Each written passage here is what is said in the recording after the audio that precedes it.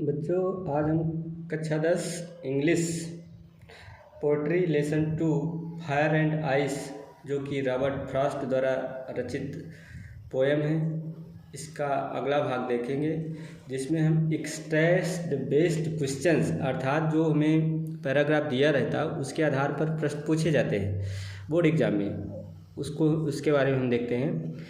Read the stanzas given below and answer the following question that follow. एक stanza है, some say the word will end in fire, some say in ice, from what I have tasted of desire, I hold with those who favor fire.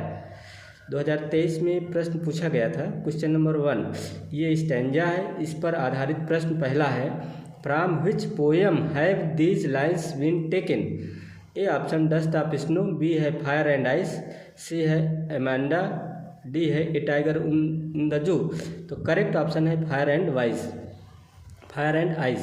Question number 2, who composed these lines? Ogden Nash, B है Carl Sandburg, C है W.B.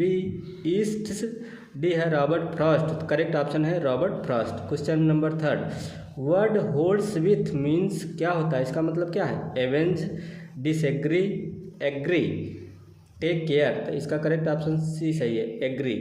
The cause of man's destruction is? A option family, B gold, C lust, D money.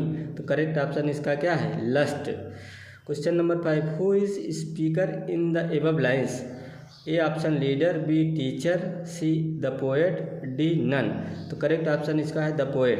Question number 6, in the speaker's opinion the world will end in? Correct इसके option है विकल्प ice, B fire, C both ice and fire, D है neither ice nor fire.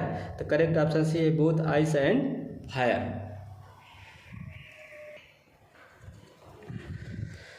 Question number 7 है, some people say that word end in? A smoke, B water, C option C है, D option fire. तो correct option इसका fire है। Question number 8, what do you mean by hold hair? A मतलब A option desire है, B sky है, C support है, D comfort है। तो correct option desire. B stanza है, but if it had to perish twice I think I know enough of it to say that for destruction ice is also great and would suffice. Who composed these lines? A option है Robert Frost, B है Robin Klein, C Caroline Wells, D Leslie Norris. तो correct option Robert Frost. Question number 2, if the word is to perish twice the poet favors atom bomb, b water, c ice, d fire। तो correct option सी होगा ice. Question number 3, what enough to destroy the world is? a dictatorship, b affection, c love, d hatred। तो correct option है hatred। Question number 4, the word suffice means? Suffice का मतलब क्या होता है?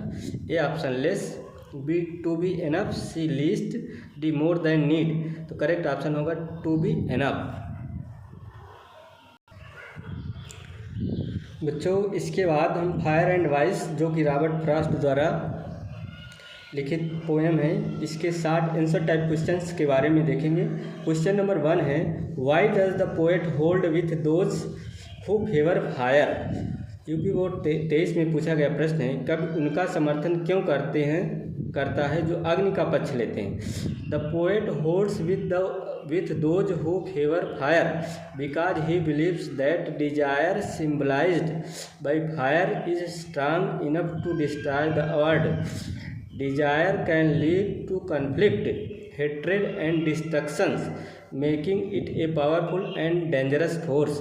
Question number 2 है, what do you think would be enough to destroy the world? Can fire and ice contribute to it? आपके अनुसार विश्व का अंत करने में क्या चीज़ पर्याप्त है? क्या आग और बर्फ इसमें अपना योगदान दे सकते हैं? आंसर इसका है both fire and ice can destroy the world. Fire represents desire and grade, while ice stands for hatred and coldness.